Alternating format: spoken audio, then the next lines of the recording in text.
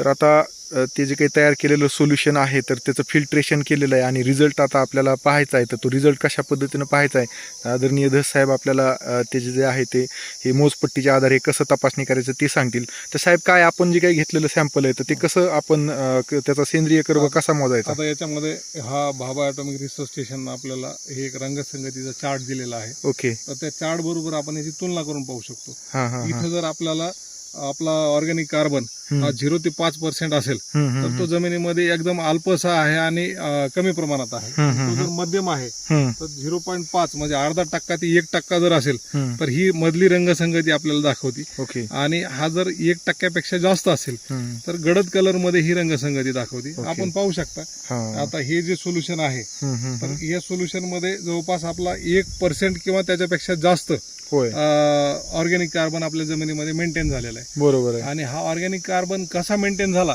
तर ते आपण पुढच्या चित्रामध्ये पीतीमध्ये पाहू. आपण नेमकं त्याच्यासाठी काय उपाययोजना केल्या होत्या आणि जमिनीचा पोत सुधारण्यासाठी काय करणं गरजेचं आहे आणि शेतकऱ्यांनी काय करायला पाहिजे. आता तुमचे जे हे प्रयोग आहेत तर त्या संदर्भात थोडंसं सांगा की आपण ही जी काही जमीन आहे याच ह्याच्यातलं आपण सॅम्पल घेतलं होतं तर इथले थोडेसे निरीक्षण आपण घेऊ की मग अक्षरशः आपण आतमध्ये गेलो आणि पाहिलं तर एकदम अशी भुसभुशीत अशी ही जमीन झालेली आहे.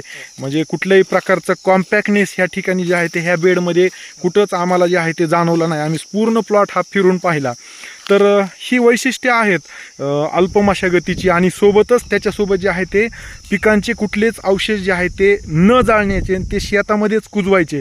तर शेतकरी बांधवांनो बघा हे बघा ऊसाचे जे आहे ते हे खोडक्या आहे अशा सगळ्या आणि किती फास्ट ह्याचं डिग्रेडेशन किंवा किती फास्ट ह्याचं जे आहे ते कुजण्याची प्रक्रिया झालेली आहे. ती माहिती जी आहे ती थोडीशी घेऊ. साहेब आता ह्या प्लॉटचं वैशिष्ट्य सांगा. हे इथला ऊस तुम्ही कोणत्या महिन्यात मोडला आणि तिथून पुढं काय काय गोष्टी केल्या आणि काय ह्याच्या आधीचे पण तुमचे निरीक्षण ह्याच्यातले आहेत पाचट ठेवून काय काय फायदा झाला इथं? सर्वात महत्वाचं म्हणजे आमची जी शेती आहे मी करतो नोकरी. फक्त मी ह्या शेती क्षेत्रातला पदव्युत्तर पदवीधर असल्यामुळे आणि शेती क्षेत्राचं पूर्ण ज्ञान असल्यामुळे माझं लक्ष थोडं शेतीवर असतं. पर्याय माझ्या शेतीचा जो प्राण आहे तो माझा भाऊ आहे भागवत धस आणि त्याची शेतीवर जी निष्ठा आहे तर त्या निष्ठेपोटी त्याला जे तांत्रिक ज्ञान प्लस आमची जी काय पारंपरिक शेती करत आलो तर त्याला जोड देत आम्ही जे निविष्ठा वगैरे न जाळता जमिनीचा सेंद्रिय कर्ब वाढावा, जमिनीचा पोत सुधारावा, पर्यायी आपलं उत्पादन वाढणार आहे. आणि उत्पादन वाढलं तर आपल्या खिसा पण वाढणार, खिशातलं उत्पन्न पण वाढणार आहे. बरोबर आहे. ह्या दृष्टिकोनातून आमच्याकडे ऊसाचं क्षेत्र बऱ्यापैकी असतं. तर ते ऊसाचं जे पाचट आहे 2020 ला थोडा पाऊस कमी होता. ओके. आणि पाऊस कमी असल्यामुळं आम्हाला 7-8 एकर ऊसाचं क्षेत्र वाचवणं गरजेचं होतं. बरोबर आहे. म्हणून आम्ही काय केलं की 65 कुट्टी बाहेर शोधली बऱ्याच ठिकाणी.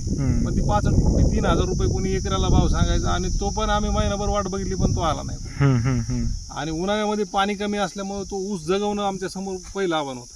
म्हणून आम्ही स्वतः 65 कुट्टी घेऊन आलो आणि 65 कुट्टी आणल्यानंतर पहिले आमच्या शेतापासून आम्ही सुरुवात केली. मागच्या 5-6 वर्षाचा अनुभव असा आहे की आमची जमीन म्हणजे हे जे शेत पाहतो आपण याच्यामध्ये 50 HP ट्रॅक्टर जागेवर थांबून एवढा ढेकळा निघायचे. ओके. आज अशी परिस्थिती की याच्यामध्ये ढेकळ उगा सर्वसाधारण काहीतरी निघतो. आता याच्यामध्ये सलग 3ऱ्या वर्ष म्हणजे 3 वर्ष झाले होते ऊसाला. तो ऊस आम्ही काढून टाकला. ऊस गेला साधारणतः एक 10 ते 15 डिसेंबरच्या मध्ये तो संपला. तिथून पुढे मेहनत 2025 एक 15 ते 20 डिसेंबर पर्यंत ऊस संपला. मेहनत वगैरे करायला 65 कुट्टी करून म्हणजे नांगरणी, मोगडणी आणि रोटावेटर करून म्हणजे 65 कुट्टी अगोदरच केलेली. त्याच्यामध्ये थोडा वेळ गेला. आम्ही याच्यात हरभऱ्याचं पीक पेरलं. हरभरा साधारणतः 52 गुंठे क्षेत्रामध्ये 13 क्विंटल हरभरा झाला. आणि त्याच्यानंतर हरभरा काढून आपण हे केलेलं आहे. पण 65 कुट्टी कुठली ती 65 कुट्टी ज्यावेळेस कुट्टी झाली त्यावेळेस मी 12 किलो ट्रायकोडर्मा वापरला होता या क्षेत्राला. ओके. आणि तो ट्रायकोडर्मा प्लस महामंडळाचे जे महाजैविक आहे नत्रस्फुरत पालाशचे जे जीवाणू आहेत त्याच्यामध्ये ॲझोटोबॅक्टर, PSB आणि KMB म्हणजे पोटॅश मोबिलायझिंग बॅक्टेरिया. तर ह्या जवळपास 7 लिटर वापरल्या होत्या. हे कशा वापरल्या तुम्ही? हे 200 लिटरच्या ड्रम मध्ये एकत्र केला ट्रायकोडर्मा 12 किलो आणि 7 लिटर हे महाजैविक एकत्रित केलं. होय. आणि ते कुटलेल्या 65 कुट्टीवर स्प्रिंकलर मधून सोडलं. ओके. आणि स्प्रिंकलर मधून ते 2 वेळेस असं आम्ही केलं. बर. त्याच्यानंतर याला नांगरट केली. ओके. नांगरटीत मग मोगडा पायी, मोगडा रोटावेटर. ओके. आणि त्याच्यावर हरभरा पेरला. हा. 5 जानेवारीच्या आसपास. बर. तरी पण 13 क्विंटल हरभरा झाला. अरे बापरे, आणि जबरदस्त. आज अशी परिस्थिती की आम्हाला थोडस मग बेडवर दाखवा मला. पुढचं नियोजन करायचं होतं पुढच्या पिकाचं हा. कॉलीफ्लॉवर. होय. आता आमची 28 एप्रिलला त्याची लागवड पूर्ण संपलेली आहे. हम्म. आणि आजच्या डेटला हा एक 23 ते 24 दिवसाचा प्लॉट आहे. बर. तर आता हे बघा सर, विषय असा आहे होय. की ही पाचट कुट्टी एकदम केलेली भुसभुशीत. साधारणतः 6 ते 7 टन पाचट प्रति एकरी निघतं. हो.